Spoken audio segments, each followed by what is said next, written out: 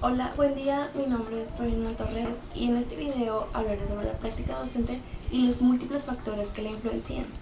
Y para comenzar, definiré mi concepto de práctica docente. Y bueno, este es un concepto que no tiene una definición única o específica, pero podemos entender de esta como la mera actividad que realiza un maestro al momento de dar clase o al estar preparándolo. La práctica docente puede estar influenciada por muchos factores. Estos pueden ser desde la formación académica del docente o hasta las características de la escuela en que trabaja, ya que estos van ligados con el conocimiento que el docente posee, la manera en que hace sus planeaciones, si tiene que hacerle adecuaciones a estas, etc. En el artículo llamado El espacio como elemento facilitador del aprendizaje, escrito por Cristina Lorden Gutiérrez, se hace mención de que el espacio es un elemento fundamental en el proceso de enseñanza-aprendizaje y por lo tanto debe ser objeto de una planeación cuidadosa, tomando en cuenta las necesidades del grupo o de la escuela. El equipamiento y el material didáctico son factores importantes en el espacio de aprendizaje. A través del buen uso de estos elementos se puede facilitar o dificultar los objetivos, contenidos, actividades y valores que el maestro espera. Entendiendo todos estos aspectos, el espacio se convierte en un factor didáctico. Como se podrá observar en el siguiente video, en el aula de clase hay un espacio muy amplio, fresco e iluminado para los alumnos. De esta manera se crea un ambiente estimulante para el alumnado y por consiguiente se incrementa su creatividad.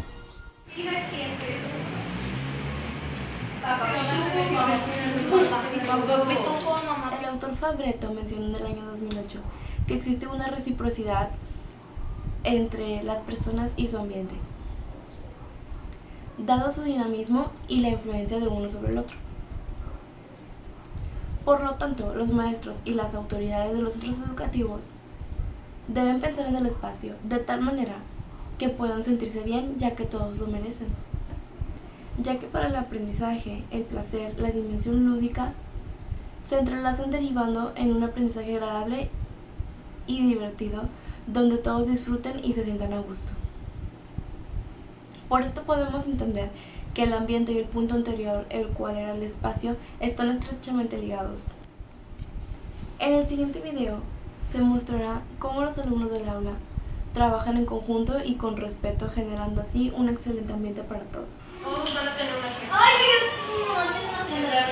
Bien, comenzamos con el tema. Ya vimos más o menos a qué se refiere.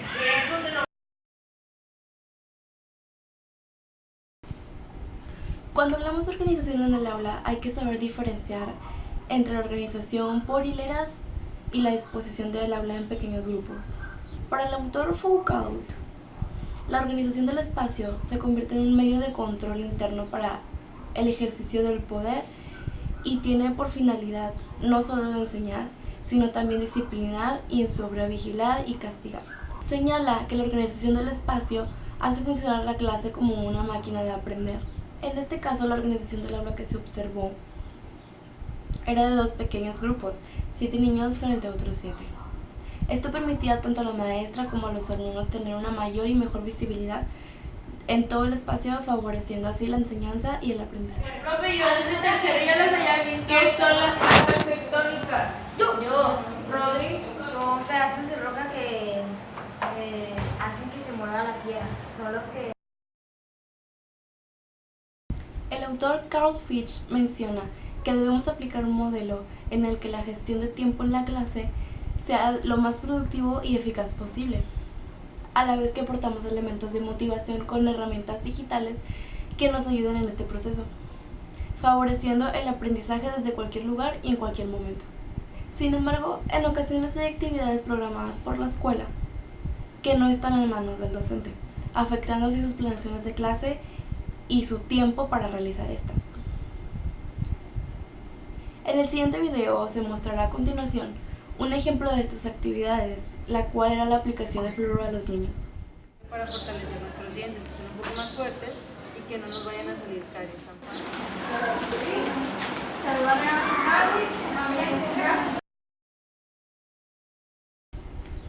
El autor Matos señala que los recursos didácticos son los materiales de los cuales se dispone para conducir el aprendizaje de los alumnos.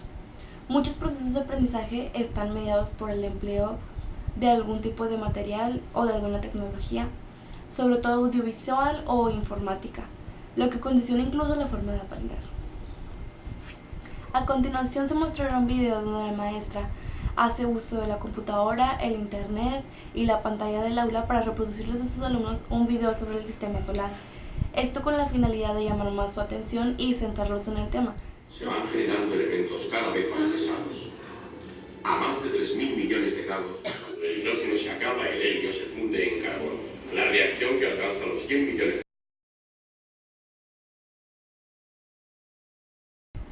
Geo Allport define la actitud como un estado mental y neurológico de atención organizada a través de la experiencia y por el cual se es capaz de ejercer una influencia directa o dinámica sobre la respuesta del individuo a todos los objetos. En el video de continuación podremos observar algunas de las actitudes que se muestran en el aula diariamente. En este caso, la maestra no tuvo problemas con la actitud de ningún alumno.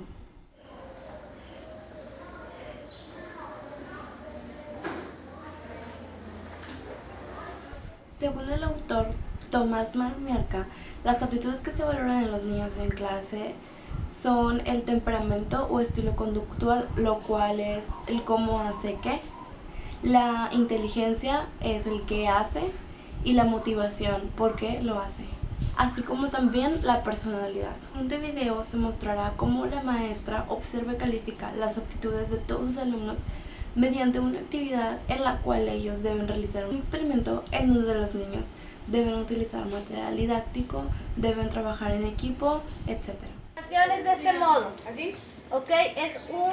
¿Cómo vamos a hacer eso? Con el lápiz. Mira, profe, así queda.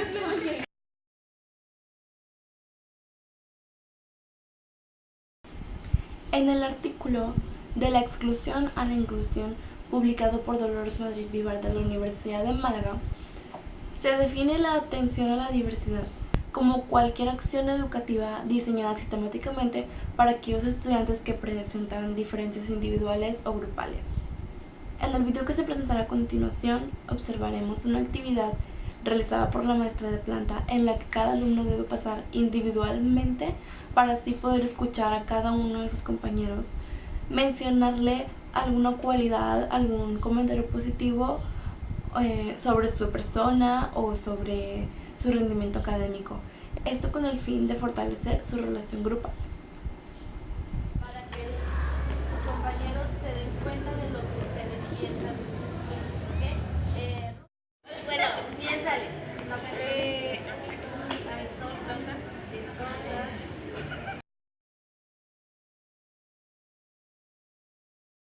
Y Hassel, autores quienes denominan a este proceso teorización práctica, entendida esta como la reflexión del docente sobre su propia práctica, su forma de actuar a la luz de las experiencias educativas más relevantes y de los resultados de investigación educativa más consistente.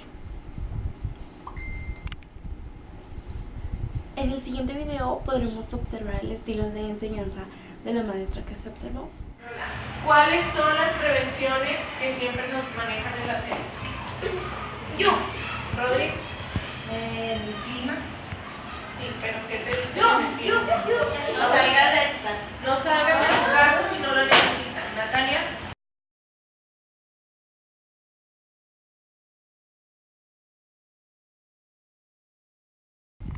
No existe una definición única para el concepto estilos de aprendizaje, sino que muchos autores han dado su propia definición de este término.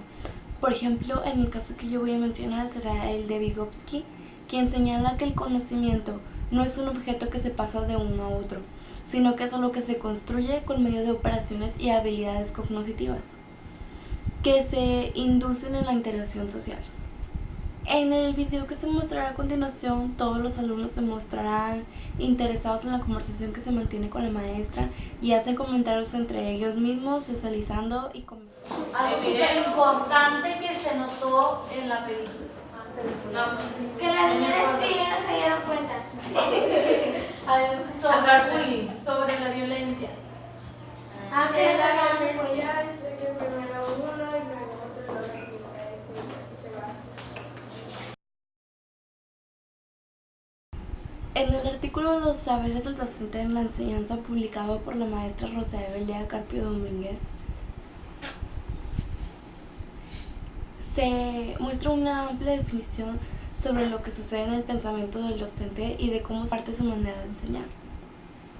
Esta línea de investigación nos da elementos para entender que los saberes, las creencias, los conocimientos que poseen los docentes guían su actuación en su práctica docente.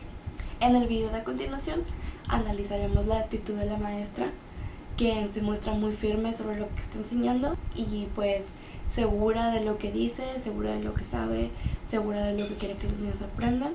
Pasa tiempo y no pueden identificar qué persona es, y hay gente de otros países que vienen aquí a recibir.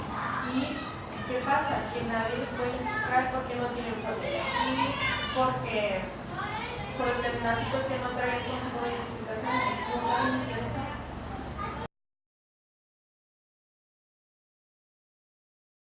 Alumno, en este concepto, el alumno se apropia del conocimiento, lo adapta a su realidad, entorno e intereses, lo organiza y lo acomoda a su manera. Quien menciona la teoría constructivista basado en sus estudios sobre epistemología genética.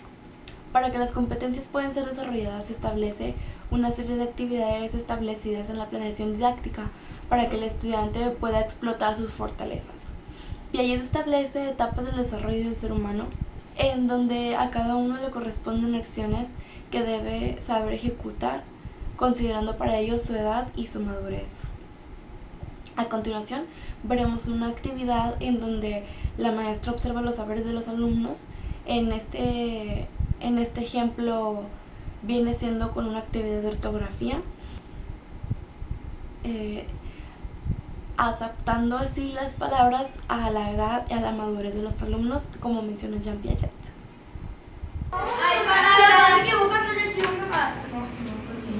Hay palabras que tienen acento. El acento también cuenta, ¿ok? Todas van a empezar con minúsculas, excepto nombres propios. ¿Qué más? El país. Ciudades. Nombres. Uno, Serra. dos, Como dice tres. Pero chavala, ¿cómo se escribe? No, empezaron arriba. Hola, de todo de. Y no es la que gritaba. ¿Por qué no se la carita? ¿Quién va ganando?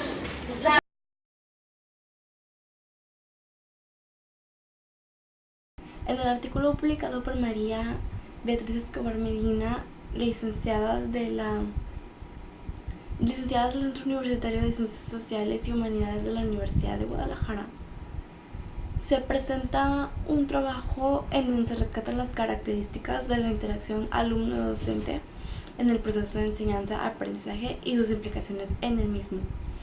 Aquí se menciona que la relación alumno-docente es de suma importancia, ya que puede afectar para bien o para mal en el alumno, así como también en su aprendizaje. En el siguiente ejemplo podemos observar cómo la maestra regaña o llama la atención de un alumno al no poner atención en su clase. Deja de revisar.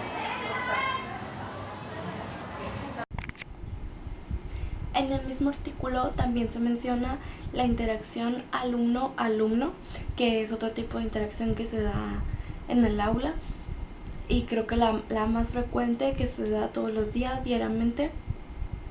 Aquí aplica mucho lo que viene siendo el compañerismo, el bullying también entra en este tipo de interacción. Aquí es muy importante que el maestro actúe como un mediador que pueda estar observando las interacciones de sus alumnos. A continuación observaremos ejemplos de interacciones alumno-alumno que se dan diariamente en el aula. ¿Caballo? Sí. Préstame eso. No sé quién ganó la de la pero.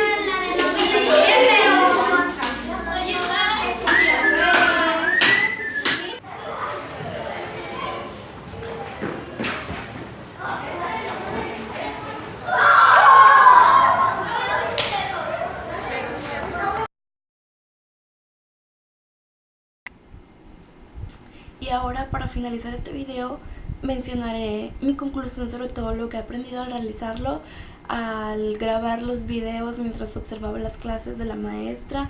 No creo que puedo concluir, como mencioné al principio, que no hay una definición exacta de lo que viene siendo la práctica docente, sino más bien creo que esta se vive día a día.